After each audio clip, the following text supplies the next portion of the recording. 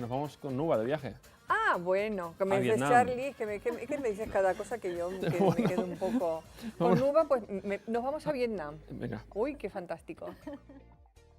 Y una semana más me he venido a Nuba porque Javier me va a hablar de uno de los países más peculiares y más fascinantes del continente asiático. ¿No es así, Javier?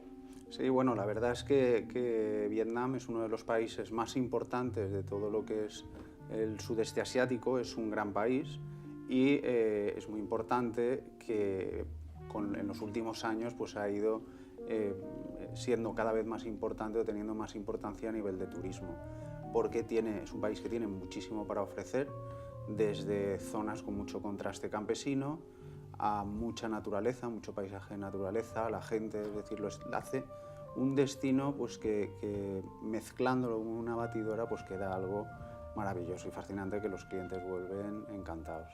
Estupendo. ¿Y cuántos días más o menos deberíamos de tener? A ver, Vietnam es un país que es muy largo, ¿no? Entonces digamos que nosotros lo dividimos en zona norte, zona media y zona del sur.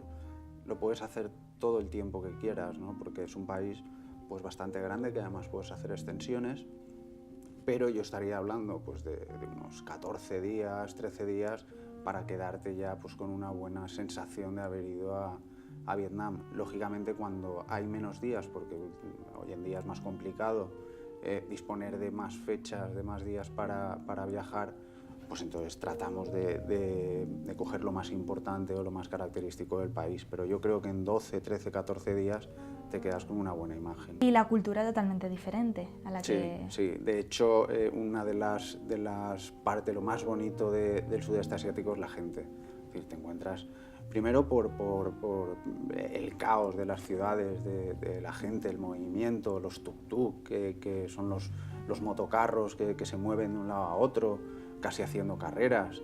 Y eso por un lado, ¿no? Por un lado la gente, que es algo maravilloso allí. Y luego, como te decía, los paisajes. Por ejemplo, el recorrido que hacemos nosotros es primero normalmente entrar por Hanoi, ver lo que es la capital, sus monumentos, toda la historia. Y de ahí, digamos que uno de los puntos más importantes de Vietnam es la bahía de Ha Long. La bahía de Ha Long es patrimonio de la humanidad y entonces ahí lo que hacemos es coger un barco de juncos, se pasa la noche en el barco de juncos y se hace un recorrido por toda la bahía. Luego de ahí, ya para el que es un poquito más intrépido, nos vamos a la zona campesina, que es lo que estábamos hablando antes de mercaditos, antes de empezar con la entrevista, de mercaditos indígenas.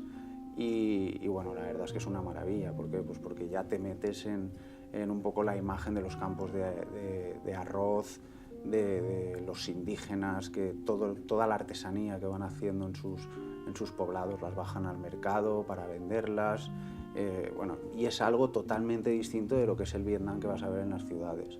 Luego de ahí ya nos vamos a la zona media, que son antiguas ciudades imperiales, muy bonitas, con algo de playa. Y luego ya por último nos vamos a Saigón, ¿no? Que es una capital muy afrancesada, muy europea por un lado, pero por otro lado con ese caos asiático. Y luego lo que es muy bonito de allí es todo el delta del Mekong, ¿no? Es un río que nace en China y que va prácticamente parte todo Asia hasta desembocar en Vietnam. Y entonces, bueno, pues allí se hacen excursiones en barco, siempre en privado, como hacemos en Nuba. Hacemos visitas también a lo que son los antiguos túneles de la guerra de Vietnam, que es impresionante como la gente se metía en unos túneles pues, aproximadamente de este tamaño, y toda la ciudad de Saigón tiene túneles por debajo de la ciudad y bueno, pues eso se va a visitar, incluso pues alguna charla con un veterano de la guerra, es decir, que hacemos un viaje que sea muy dinámico y siempre adaptándolo al tipo de cliente y con nuestros alojamientos maravillosos.